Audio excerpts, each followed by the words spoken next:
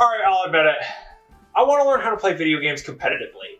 Because right now I'm a complete joke at all of the social gatherings that I definitely go to because I have nothing interesting to share. And I'm not good enough at video games to make up for my lack of personality. Fortunately, in the last 6 seconds, I found this flyer for a professional Smash coach.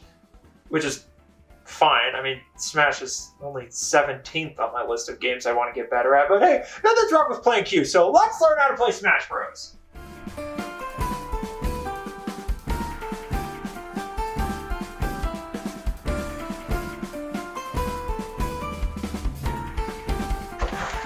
Hi, Droopy Tersen, unemployed, late, door opener, and oh yeah, pathetic. Jeffersonson, heard you found about my Super Smash Bros. Coaching flyer.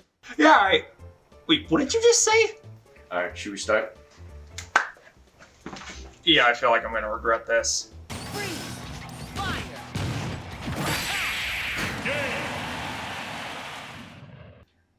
That was a pretty close game. Want to try again? I think you're getting better. This is the stupidest fucking thing I've ever done. Bullshit, I'm getting better. I haven't won a single match, and we haven't even covered anything that's actually part of competitive Smash. Well, what are you talking about? I've been teaching you the moves, how to read your opponent, and how to follow through with your combos. I don't know what you want from me. Listen, I spent enough time on the internet to at least pretend like I know what I'm talking about. Clearly, you are not in a position to teach anyone how to play Smash. Allow me to teach you how to play Super Smash Bros. Super Smash Bros. Is a pretty simple game at face value, but when you actually take the time to look under the hood, it's got so many layers of depth to it. Take it from someone whose fighting game experience consists of 700 plus hours across the Super Smash Bros. Series and roughly a single hour across a couple of Mortal Kombat games. I know how complex Smash is compared to other fighting games, ranging anywhere from this much to this much. So are you going somewhere with this? Do you want to learn or not? I think I made it clear that. Shut it, I'm talking. Which makes watching people who play Smash competitively so mesmerizing. You need such a deep knowledge of the game to contend with the top players, and seeing those top players perform well is absolutely insane. There's a lot that goes into learning how to play Smash competitively, and that's why I'm here to break it all down for you. It's time for the ultimate guide on how to play Super Smash Bros. From someone who absolutely knows what they're talking about. You got a trademark on that? Obviously, it's not that hard. You just put a little TM at the end of whatever. What? Just like how any good carpenter needs the right tools, or any good businessman needs the right tools, or any good chef needs the right tools, or any good athlete needs the right tools, or any good flight attendant needs the right tools, any good Smash player needs the right controllers. So, before we can even touch the game, please take a look at this. Now throw it away. What the hell? That was custom made. I spent $500 on that. Any professional Smash player will tell you the best controller to play Super Smash Bros. With is the Nintendo Gamecube controller. As the old saying goes, you're not truly playing Smash Bros. If you're not using a Gamecube controller. Really? It's more of a Polish thing. Look at this thing. It's perfect for playing Smash Bros. It's got a weird fucking design, which allows for something. There's only one shoulder button, which means there's less buttons to worry about, which means more of your brain power could go towards the game. What? No, it's just more comfortable, and the button layout makes it easier. Who's giving this lesson? So, if a decrease in buttons is what we're looking for, then we have to forget the GameCube controller and bring in this little abomination, the Joy-Con. Now, this is the perfect Smash playing controller. It's tiny, which means your fingers have less distance to move, and they've got way fewer buttons than a standard controller. These things are perfect. Of course, the only thing that could be perfection is the Nintendo Wii, so it's time to crack out the Wii Remote. This thing is an absolute beauty. Can we at least turn the game on now? Fine. The 5.5 entries in the Super Smash Bros. Series are all pretty different from each other. So if you're going to go pro, you have to choose the right game for Melee. You should pick Melee. Why? Now, I know the answer to this. Melee is easily the game I've played the most of, absolutely, for sure, so I definitely know why people prefer it to any of the other Smash games. Let me just grab my laptop for a completely unrelated reason and just type in something completely random that has nothing to do with what we're talking about, and... Are you serious? Just give me the answer, you bitch! Well, if you're looking for a bit more of a challenge, might I suggest Brawl? People fucking hate it, claiming it's the most unbalanced and slowest, except it's getting less hate lately, probably due exclusively to nostalgia, and now all the hate is getting transferred to Smash 4 for some reason, so you might as well pick Smash 64 because it's the oldest and therefore has the fewest characters, and therefore is the easiest because there's less matchups to learn. So now that we've chosen Ultimate, since it's the only game that I actually own, let's actually learn how to play the video game. You didn't mention Ultimate until just now. Well, would you like to be called a dictionary for all the facts you're spewing? Now shut up, I'm talking.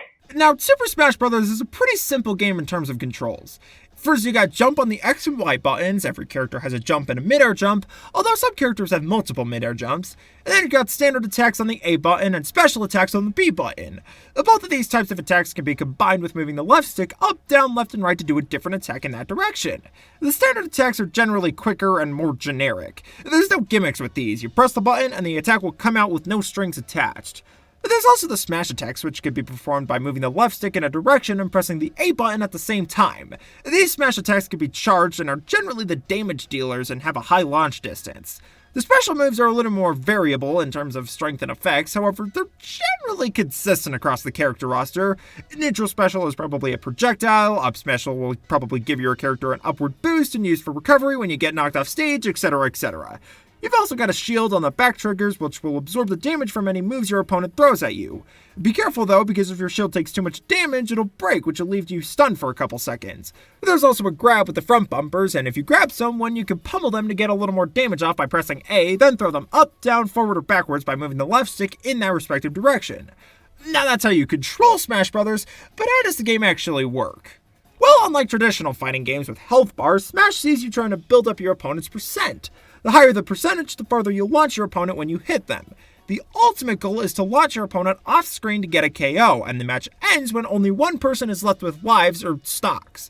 Although, that's just the way competitive players play. There's also time battles where you see how many KOs you and your opponent can get on each other in a certain time limit, and there's also stamina battles, which is closer to a traditional fighting game where you're given a certain amount of health. But there's plenty of other ways to play Smash too. You could turn on items to add even more chaos, you could play Special Smash to turn on a bunch of different wacky settings, you could turn on different settings with the stages, like stage hazards, which will add obstacles to certain stages, and stage morph, which will swap between two different stages. You can also turn on spirits, which can give you extra buffs and boosts. So let's turn all this on, and then the battles will become much more about thinking on your toes and keeping your awareness up. But we'll also play with 99 stocks, so it's also a battle of endurance. You lost. Explaining Smash should not be this hard. Well, maybe if you were actually a good Smash coach or even just a good Smash player, you wouldn't be so lost right now. And you know what? Might as well go over the single-player options in Smash 2. Stuff like Home Run Contest, Mob Smash, Classic Mode, etc, etc. But these are little single-player or co-op modes that you can go for world records on. And it's relevant to this discussion of professional Smash play because there are definitely real actual competitions for these modes that definitely really actually exist. So it's worth putting the time in to get good at them so you can definitely really actually go to these competitions. Have you ever actually been to a Smash tournament?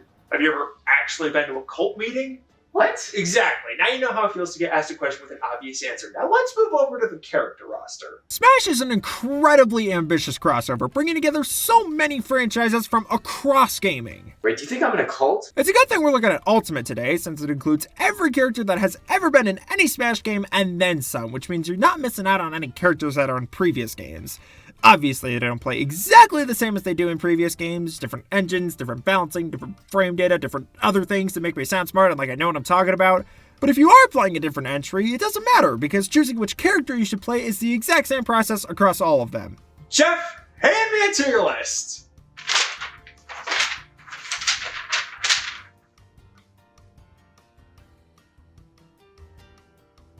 What the fuck is this? Tier lists are made by top players, or just players that have a lot of experience, and the goal of them is to organize characters on a fighting game's roster by how good they are.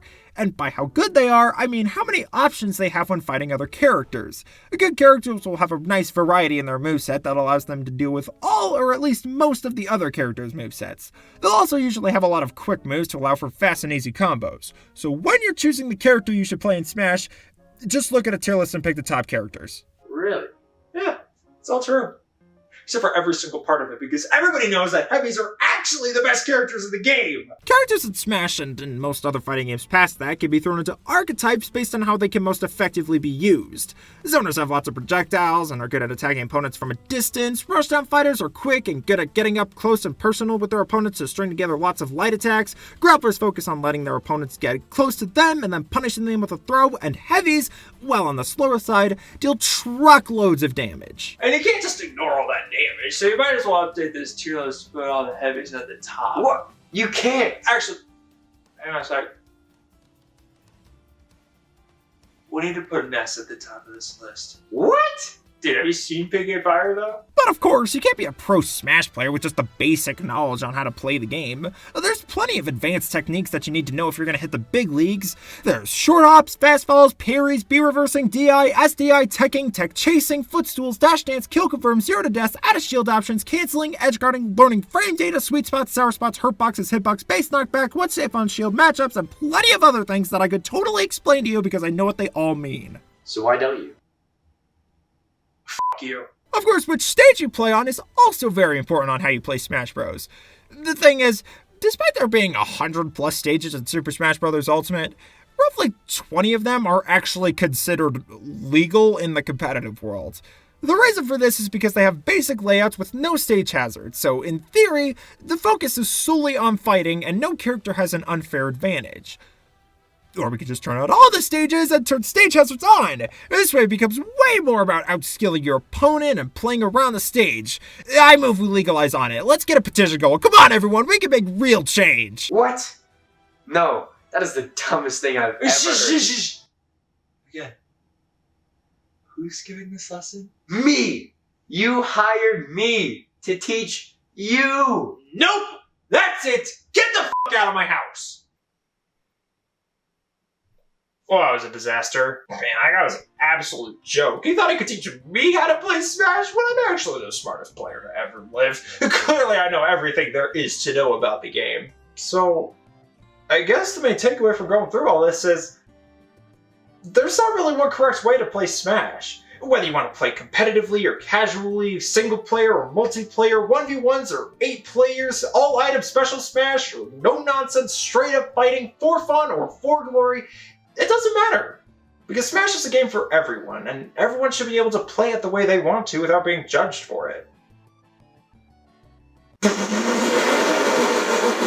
Yeah, fucking right, that's absolutely hilarious. Smash is strictly a competitive fighting game and should be treated as such. If anyone thinks it's anything past that, well, then they clearly just lack the skill they need to play Smash competitively and should just simply get good.